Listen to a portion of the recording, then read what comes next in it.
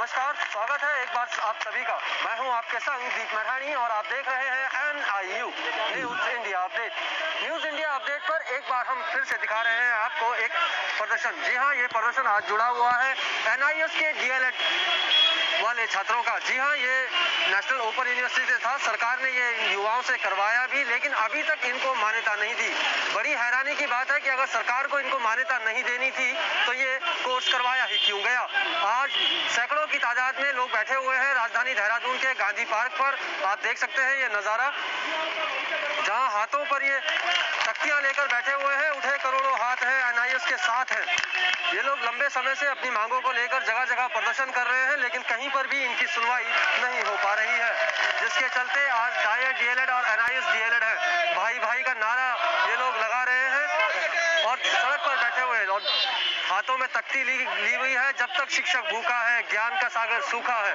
आखिर सरकार को इनको नियुक्ति नहीं देनी थी या मान्यता नहीं देनी थी तो इनको इस NIS का प्रशिक्षण दिया ही क्यों गया, ये अपने आप में एक बड़े सवाल है, जिसके जवाब राजनीतिक लोगों को देने चाहिए और देने ही होंगे। इसी मामले में कल उत्तर प्रदेश से एक बड़ा अपडेट आया था कि जहां पर इन NIS वालों को शिक्षक समूह में शामिल कर लिया गया था। ये उत्तर प्रदेश का कल का अपडेट है।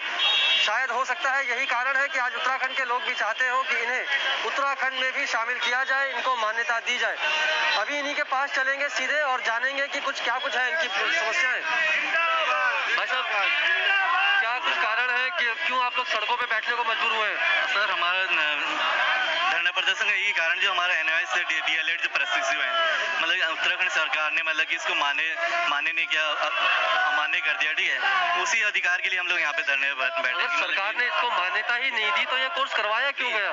नहीं, हमारे सेंट्रल गवर्नमेंट ने तो इसको माने, NCT ने इसको मान्यता दिया और आपका सुप्रीम कोर्ट ने भी इसको मान्य घोषित किया था। तो इसके बावजूद हमारी उत्तराखंड सरकार इसको मान्य नहीं करी। इसी खिलाफ मतलब कि हमारे धरना प्रदर्शन है। हमारी मांग है कि मतलब कि इसको जल्दी मतलब इसको मान्यता घोषित करे और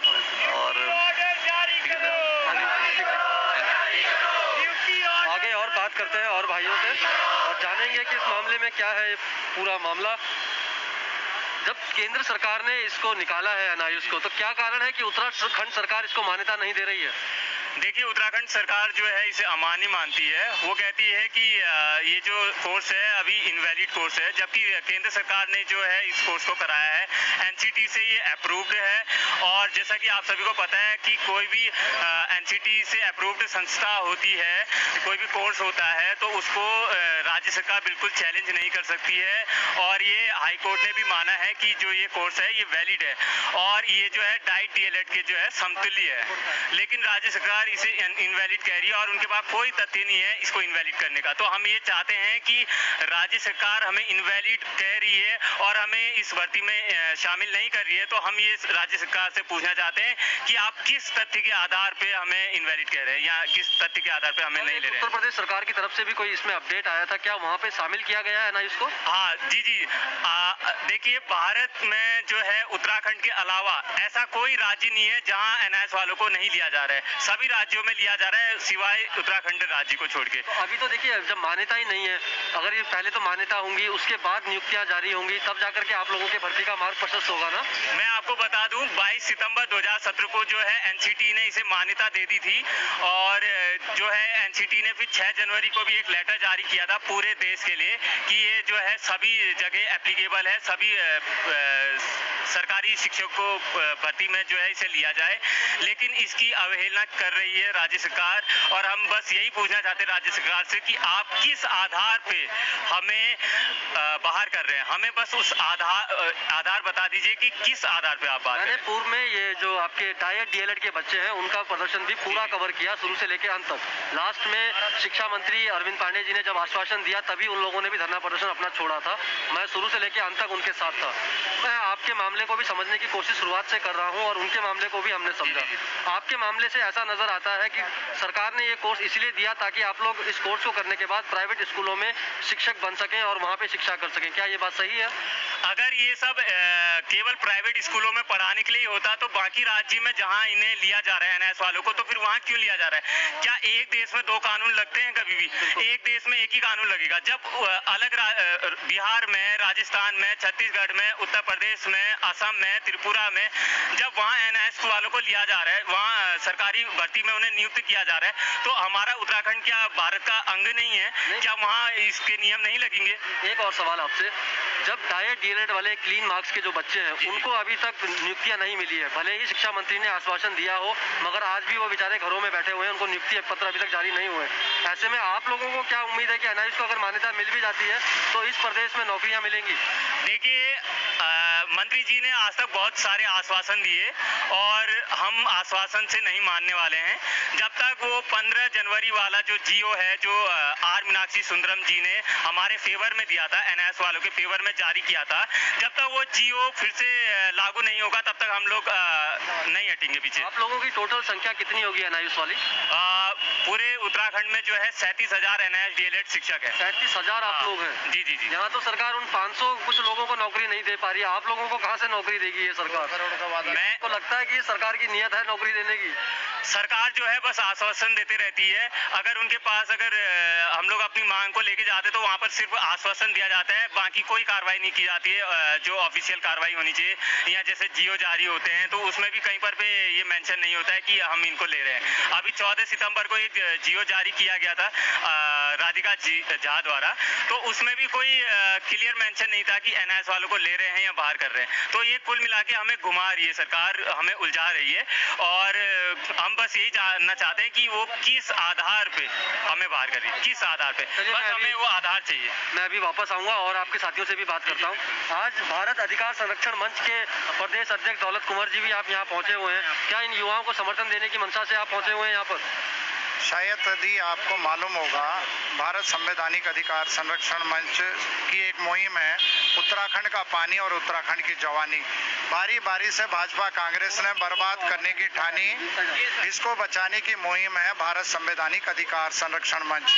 उत्तराखंड का पानी बर्बाद हो रहा मालूम है, उत्तराखंड की जवानी ये जो बैठी हुई है, ये जो पढ़े लिखे बच्चे हैं, हमने पहले इसका अध्ययन किया, उसके बाद आपको मालूम होगा 11 दिन पहले ये भारत संवैधानिक अधिकार संरक्षण मंच ने उत्तराखंड सरकार को एक चेतावनी दी थी, या तो आप इनसे कोर्स नहीं करवाते और कोर्स करवा दिया गया तो आप वो 2 करोड़ नौकरियां जो 1 साल में दे रहे थे वो कम से कम इनको दे दो तो हम यहाँ से जाएंगे।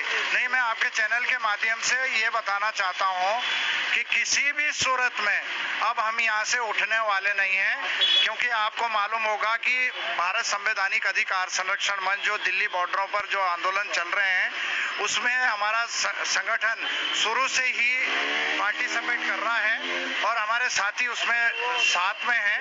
और मेरी राकेश टिकैत जी से भी बात हो गई है, उन्होंने कहा कि यदि सरकार आपके साथ में जोर जबरदस्ती करती है, आप संवैधानिक दायरे में बैठे रहिए, तो मुझे 3 से 4 घंटे लगेंगे देहरादून पहुंचने के लिए, मैं वहां आऊंगा। मेरी गुरु नाम सिंह चटोनी साहब से बात हो रखी है, उन्होंने भी यही कहा। और भाजपा जी तो उत्तराखंड टिकैत जी तो किसानों के नेता हैं, क्या वो शिक्षकों के नेता भी बनेंगे फिर? नहीं, संवैधानिक अधिकार जिनके मारे जा रहे हैं, राकेश टिकैत जी ने कहा कि जब देश के अंदर पढ़ा लिखा वर्ग को नौकरी नहीं मिलेगी तो इसलिए मुझे ये जिम्मेवारी दी गई है कि इनके साथ में बैठिए।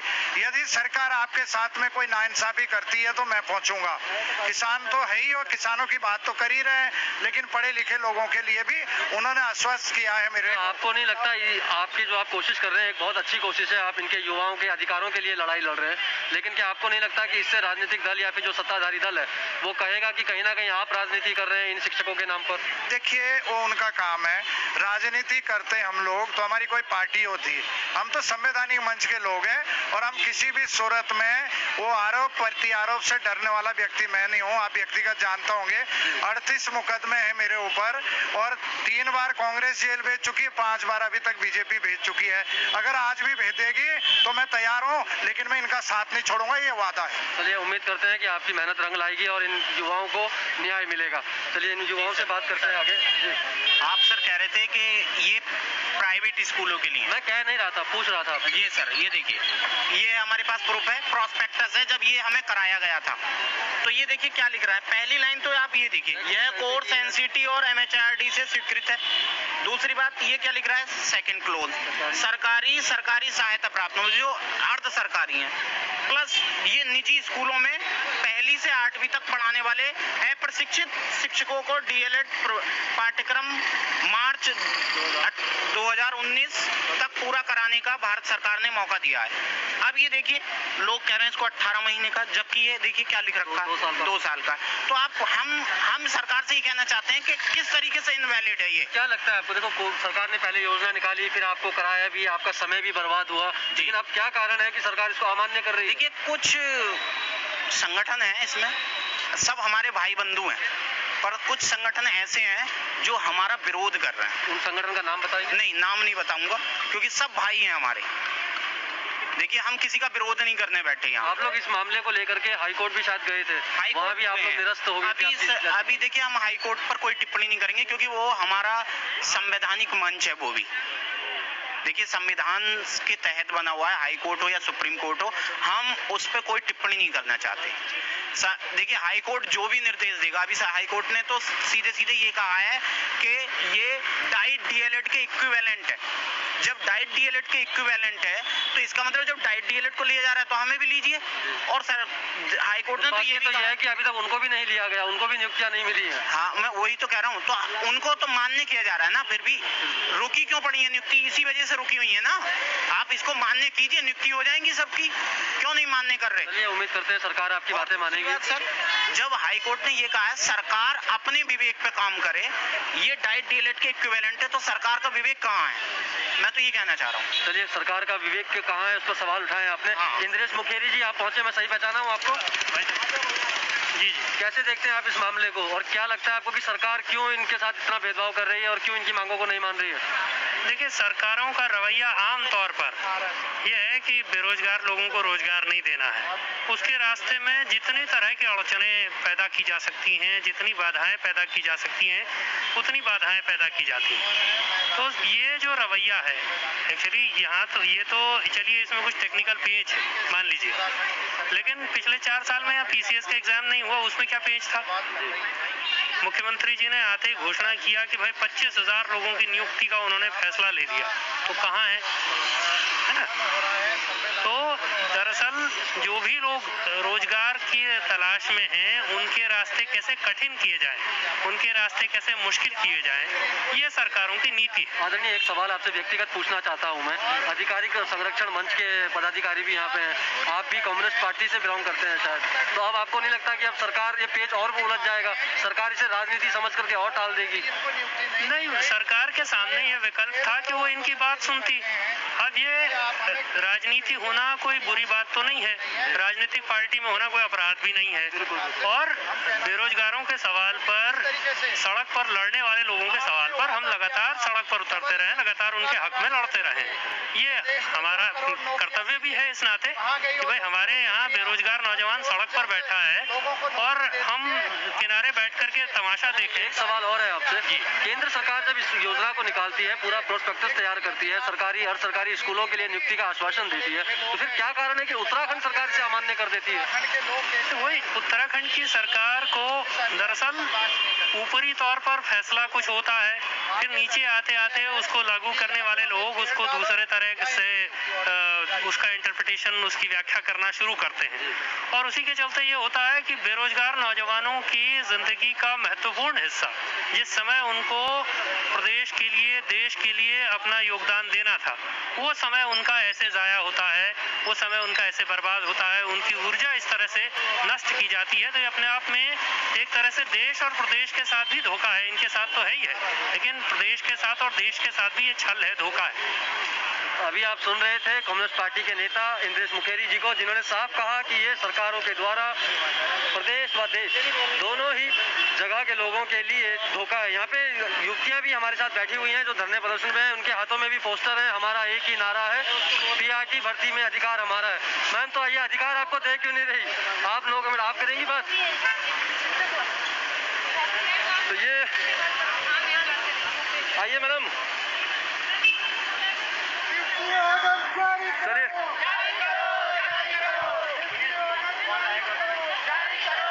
लगातार नारेबाजी राजधानी देहरादून के गांधी पार्क के फ्रंट पर हो रही है, जहां पर आज बैठे हुए हैं एनआईएस वाले। मैम हाथों में पोस्टर है कि ये हमारा अधिकार है, तो फिर ये अधिकार सरकार दे क्यों नहीं रही है? सर ये तो हम लोग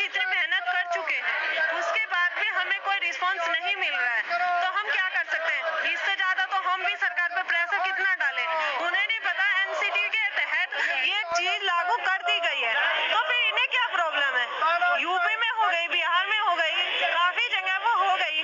बाकी डीएलएड डाइट से वो भी मान्य है। हम जो एनआईएस वाले हम क्यों मान्य नहीं? ऊपर से हमें सीटेट क्लियर करने को कहा, हमने वो किया तो हर सर कितना संघर्ष करें? हमारा भविष्य तो इन्होंने वैसे भी लटका ही रखा है, इससे ज्यादा हम क्या कर सकते हैं? अब तो हमें यही लगा कि हम धरना ही रहेंगे, अब चाहे कुछ भी हो। और 2 एंड ढाई की स्थिति में आप लोग पहुंच चुके हैं। हाँ जी सर। चलिए, शुभकामनाएं हमारी कि आप कोशिश जारी रखें अपनी। Thank you, sir. तो ये देख रहे हैं आप सैकड़ों की तादाद में बैठे हुए लोग, तो बैठे हुए सड़कों पर और आज गांधी पार्क से कर रहे हैं प्रदर्शन। इससे पूर्व में डीएलएड ने प्रदर्शन किया था शिक्षा निर्देशालय से, जहां करीब 1 माह से अधिक उनका प्रदर्शन चला था। वह शिक्षा मंत्री की 20 दिन में नियुक्ति देने के आश्वासन के भरोसे पर उन्होंने अपना प्रदर्शन बंद किया था, लेकिन दुर्भाग्य से उनको भी अभी तक नियुक्ति नहीं मिली है। हो सकता है कि भावी भविष्य में वो भी अब दोबारा शिक्षा निर्देशालय या फिर सड़कों पर प्रदर्शन के लिए मजबूर होंगे, क्योंकि एक परिणति सी बन गई है प्रदेश की कि बिना धरना प्रदर्शन के या बिना विरोध प्रदर्शन के यहाँ कोई भी प्रकार की नियुक्तियाँ सरकार के द्वारा जारी नहीं की जाती हैं। बाकी आप देख रहे थे, अभी तक आप ये देख रहे थे राजधानी देहरादून के गांधी पार्क से सीधा प्रसारण, जहां आज एनआईएस डीएलएड के लोग प्रदर्शन कर रहे हैं अपनी विभिन्न मांगों को लेकर। पहली मांग है उनकी कि एनआईएस को मान्यता दी जाए और उसके बाद नियुक्तियां जारी की जाए। साथियों, खबर को शेयर जरूर कीजिएगा। बाकी अपडेट्स के लिए हमारे साथ बने रहें और देखते रहें न्यूज़ इंडिया अपडेट। बहुत बहुत धन्यवाद।